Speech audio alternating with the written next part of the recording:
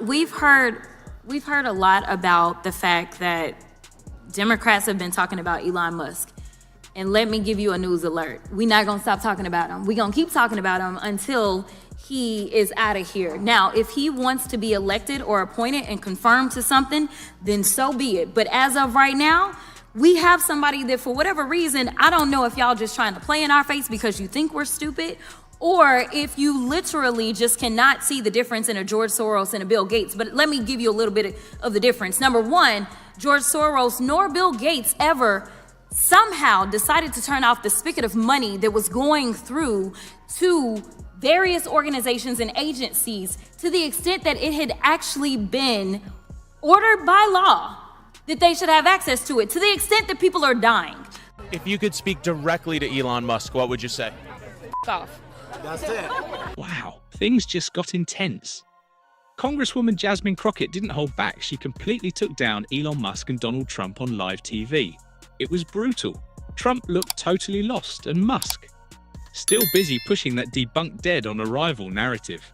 Crockett didn't just call them out, she hit them with straight facts, no sugarcoating.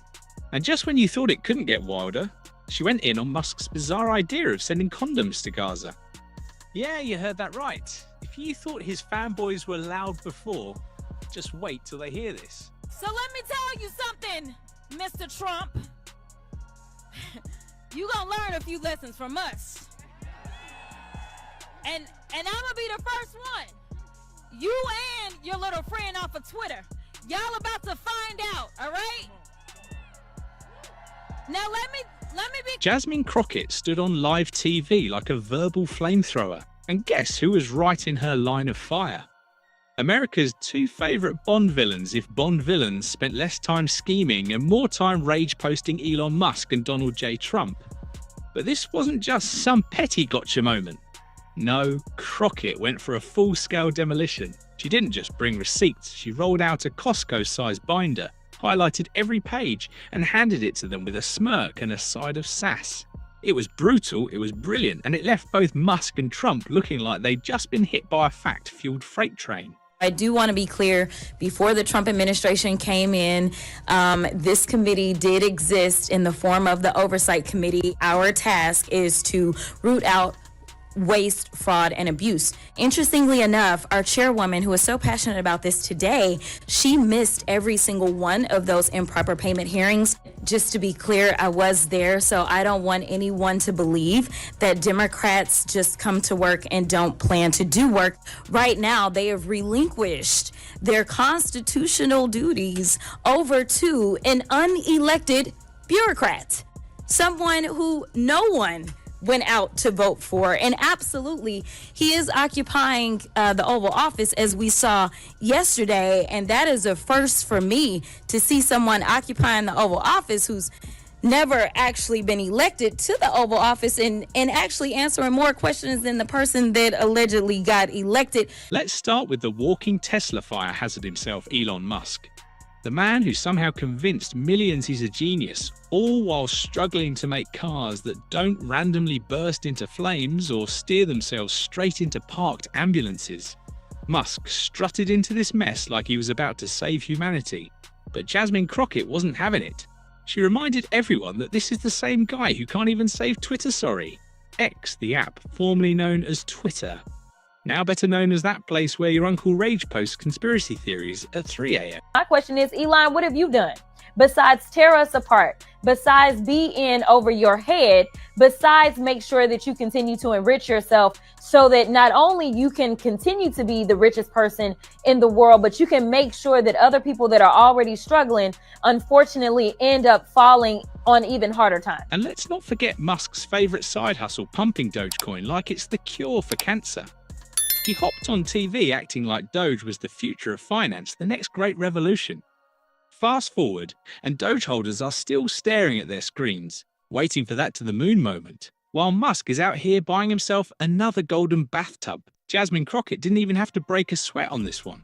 She just pointed out the obvious Doge was never more than a glorified inside joke turned stock manipulation playground, and the only people really getting rich off it, well, let's just say it's not the folks holding the bag. Already having angst about Elon Musk and the things that he does as it relates to technology, this is not instilling anything more than another layer of fear, especially since normally when you are going to be in a position like that, you have to go through security clearances. And let me tell you, some people think security clearances are all about whether or not you have a warrant or not. No, they look at whether or not you have some sort of divided interest. They look at whether or not you have good credit. They look at so many other things. And we're talking about someone who's unelected, unvetted, and definitely unconfirmed that is now literally sitting atop our $6 trillion. And we don't know what it is that he's doing. And we honestly don't know what role he has. But wait, it gets even dumber. Elon, with the unshakable confidence of a guy who just skimmed a conspiracy meme and decided it was gospel, went on to accuse President Biden and the Democrats of using your tax dollars to send, wait for it, condoms to Gaza. Yes, in the middle of a full-blown humanitarian crisis, Musk decided the real scandal wasn't the destruction, the suffering, or the chaos, but the idea that Biden was allegedly smuggling Trojan packs across borders like some kind of government-funded Cupid. Of course, there was no proof, no receipts, no documents. Just Elon firing off tweets like a divorced dad who thinks he cracked the Da Vinci Code after 2 beers. Crockett, without even blinking, made sure the audience understood just how absolutely ridiculous this was. Because if you genuinely believe the Democrats sat around a table and said, you know what Gaza needs? Less food, less medicine, more condoms. Then congratulations, you might just qualify for an honorary Twitter blue check. If you are trying to conduct audits and figure out where the waste, fraud, and abuse is, I don't know why you would go to some tech guy. In fact, it was only techies that were sitting there at inauguration. We didn't have auditors. I would welcome auditors to come in and do forensic audits. In fact, he sat there in the Oval Office yesterday and he admitted that he was lying and he was using his propaganda machine to do it when he said that we sent millions of dollars to Gaza for condoms. That was a lie. If you're enjoying this, please subscribe, because Elon's nonsense almost starts to look adorable once you shift your focus to the walking orange spray tan himself, Donald J. Trump. Jasmine Crockett didn't even have to get creative. Trump is basically a meme factory at this point, cranking out free content for every late night show, SNL sketch, and group therapy session across the country. He showed up looking like he got lost on the way to a golf course and just decided to hold a press conference instead. But Crockett? She didn't just roast him, she fully flambéed him. It wasn't just a burn, it was a full 5-course meal of humiliation, served hot, with a side of, sir, this is a Wendy's energy. You were involved in a hearing with Elon Musk about condoms, right? Do you remember this whole? It wasn't with Elon. Elon, if you're watching, come through, boo, because you haven't shown up to the Doge subcommittee yet. Right. And then, the cherry on top, Trump, the self-proclaimed very stable genius, tried to flex his business acumen. You know, the same acumen that gave us Trump Steaks, Trump University, and Trump Vodka, all of which crashed and burned faster than his attempts to pronounce anonymous. Crockett, with the patience of a kindergarten teacher explaining shapes to a brick wall, calmly reminded the world that this is the same man who somehow bankrupted a casino. A casino? People the one business where customers literally walk in, hand you their money, and leave with nothing. And yet, Trump still managed to walk away broke. That's like drowning in a kiddie pool. I mean, seriously, this is a guy who turned a business designed for people to lose money into a loss for himself. At this point, it's practically an Olympic sport for him. And don't even get me started on Trump University. That scam was so elaborate it makes Ocean's 11 look like a group science project. And yet, here he is, still strutting around like he invented capitalism. It's almost impressive, really, the way he manages to prove over and over again that his true greatest asset is a complete and utter lack of self-awareness. When we start to talk about Trump and him being pulled down on any platform, this just happened to be after he incited an insurrection. This just happened to be after, in a bipartisan way, this particular chamber decided that they were going to impeach him. So there was something a little different about what he did, because as we know, it led to people actually dying. But let's talk about who's doing the nefarious things with the tech giants. And let's not forget Trump Vodka, a drink so bad it should have come with a do not drink warning label. This man couldn't even get the alcohol market to believe in him. And that's an industry that practically prints money. Yet, he wants us to trust him with, well, everything. Honestly, if Trump's business ventures were a reality show, it'd be called Failing Forward, where the only prize is losing big and getting absolutely nothing in return. Just when you think he can't fail harder, he somehow manages to level up like he's out here competing in the Olympics of failure. But this wasn't just a roast session, Crockett brought facts. She called out Musk's union-busting hobby like it was just another quirky billionaire side quest. Because let's be real, this is the same guy who claims to be a man of the people, while treating his workers like NPCs in a dystopian video game. And Trump? The self-proclaimed champion of the forgotten man somehow keeps forgetting that the forgotten man is still waiting on the healthcare plan he promised 7 years ago. Any day now, right? Right? Crockett didn't need to yell. She didn't need fireworks. She just laid out reality. And you could practically hear the sound of MAGA hats getting adjusted nervously in the crowd.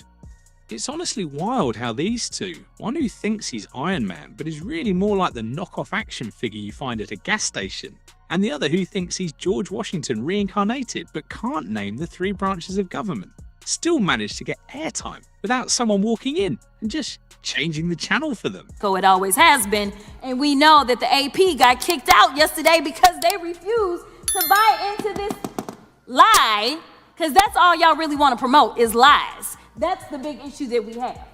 Elon Musk boosted false U.S. aid conspiracy theories to shut down global aid. Now, while he was boosting those lies about U.S. aid, and he was stopping money going for, say, things such as Head Start, somehow the only money that didn't stop was the money to him and his organization. Now, I don't know how you can have him be the watchdog as well as the guy that is literally living off of the government. If we want to talk about government welfare, it looks like Elon Musk, because it's my understanding that just on yesterday, a new contract was approved for approximately $300 million for Elon Musk. So listen, I just want y'all to be honest. And let's talk about that free speech grift. Elon loves to claim he's asterisk defending asterisk it like some weirdly insecure sci-fi protagonist who thinks he's the last hope for humanity. Yet the moment someone brings up his failing EV self-driving program or the fact that he turned X into an alt-right group chat, it's account suspension time. Free speech for him. Absolutely. For everyone else, not so much. Meanwhile, Trump is still stuck in an endless 2020 election Groundhog Day, except instead of learning and growing, he just keeps finding new ways to make it even sadder. Every speech, every rally, every truth social meltdown, it's just a remix of the same tired delusions, but somehow with even less grip on reality. And Crockett? She didn't need to shout. She didn't need theatrics. She just sat there and casually pointed out that the emperor has no clothes. And let's be honest, that's not an emperor anyone wants to picture without clothes. Government, and the White House says he's not in charge of Doge, he's an advisor to the president. So what's your response to that, and what are the Oversight Committee's top priorities right now? Yeah, so oversight, the purpose of the Oversight Committee is to get rid of waste, fraud, and abuse. And right now, we've not heard from Elon Musk nor anyone else that works for Doge. So it's interesting that prior to, it was a matter of Elon Musk is the one that's running Doge. He is the one that is shutting off funds. He's the one that's committing basically a lot of constitutional as well as legal issues as it relates to our monies and what we do in Congress. But now they're saying, no, he's just there to advise. And in an advisory capacity, the president can have whoever he wants advising. The problem is that no one has come before my subcommittee or any other committee in Congress to talk about their proposals. Instead, they post proposals on social media, or they claim to have found waste, fraud, or abuse. And we know that the vast majority of waste, fraud, or abuse exists within the Defense Department. And yet there's not been any conversations yet whatsoever about the fact that the Defense Department has failed to pass an audit in at least the last 6 audits. You're also calling on Musk to appear before Congress. Why? What do you want to ask him? Well, first of all, I want to ask him, what exactly has he been doing? Who is it that he's hired? Who is it that he's firing? How he's coming to the conclusions that he's coming to? What makes him believe that getting rid of our workforce, including those that are in charge of keeping our nuke situation safe or keeping planes from falling out of the sky? Then came the best part. Crockett called out the dog and pony show how both of these clowns, in their own way, distract the public with fireworks while quietly robbing the place blind. Musk throws up a SpaceX rocket. Trump throws another rally. And while everyone's eyes are glued to the spectacle, it's business as usual for billionaires. Meanwhile, Crockett flipped the script, pulling focus away from the theatrics and shining a spotlight right on the disaster behind the curtain. The audience didn't just watch, it was like they felt it. The laughs, real. The gasps, louder. And somewhere backstage, you just know Elon was frantically DMing someone about means to distract from this, while Trump was probably over there asking if he could sue Gravity for making him look bad on camera. And oh yeah, the Doge thing. Crockett didn't let that slide either. She had the audacity and brilliance to point out that Musk basically turned an internet joke into a pyramid scheme. Doge went from meme to market crash, and Musk just giggled his way to the bank. It's giving Silicon Valley snake oil salesman, but with less charm and more power outages. Let's get to what you'll be doing serving on this committee. It's led by Congresswoman Marjorie Taylor Greene to provide oversight to Doge's efforts. Do you know why they went after access to the federal government's payment system? I have no idea, but I don't have any positive thoughts when it comes down to it. I appreciate that you played the clip of Jamie Raskin, and as you know, Congressman Raskin asked, why do you need access? I mean, here it is. I'm a wholly, fully elected member of Congress. I don't have that kind of access. So when you start talking about who should have access to literally the system that controls approximately $6 trillion of our dollars, I don't really understand, because the people that worked in those positions could only distribute money per the law. So why is it that the Doge committee would have to have access? And that's not the place that you go to look for cuts. You look at our budget, which it is Congress that has the power of the purse. You look at our budget, you help the president come up with his proposed budget, and then the House and the Senate will decide what we send to his desk, and he gets to decide whether or not he signs it into law. He should not have access to this. And with people already having angst about Elon Musk and the things that he does as it relates to technology, this is not instilling anything more than another layer of fear, especially since normally when you are going to be in a position like that, you have to go through security clearances. And let me tell you, some people think security clearances are all about whether or not you have a warrant or not. No, they look at whether or not you have some sort of divided interest. They look at whether or not you have good credit. They look at so many other things. And we're talking about someone who's unelected, unvetted, and definitely unconfirmed, that is now literally sitting atop our $6 trillion, and we don't know what it is that he's doing, and we honestly don't know what role he has. Look, I am tired of the white tears. Listen, if you are competent, you are not concerned. When I walk into Congress every single day, you know why I don't feel a way and why you can't make me doubt who I am? Is because I know that I had to work 10 times as hard as they did just to get into the seat. When you look and you compare me to Marjorie Taylor Greene or me to Lauren Boebert, there is no comparison. And that is the life that we have always lived. So the only people that are crying are the mediocre white boys that have been beaten out by people that historically have had to work so much harder. This is why they don't want us to have education. This is why they are trying to literally say we won't fund the HBCUs. And just like that, it was over. Crockett dropped the mic, walked off, and left behind a smouldering crater where Musk and Trump's credibility used to be. The viewers? Loving it. The billionaires? Sweating. The Twitter bots? Working overtime. It was a flawless performance, one that left the audience on the edge of their seats and the rich guys fumbling for their next move. It was as if Crockett had taken a wrecking ball to their egos and somehow, without even trying, demolished their entire public image in one smooth move. Her words sliced through the air, cutting deeper than any scandal could, leaving Musk and Trump scrambling for a comeback that never came. It was clear the public had spoken, and they weren't buying what these two were selling. Every point Crockett made hit harder than the last. And by the time she was done, there was nothing left for Musk and Trump but to sit there and watch their empire crumble. It wasn't just a mic drop. It was a full-blown annihilation of everything they thought they stood for.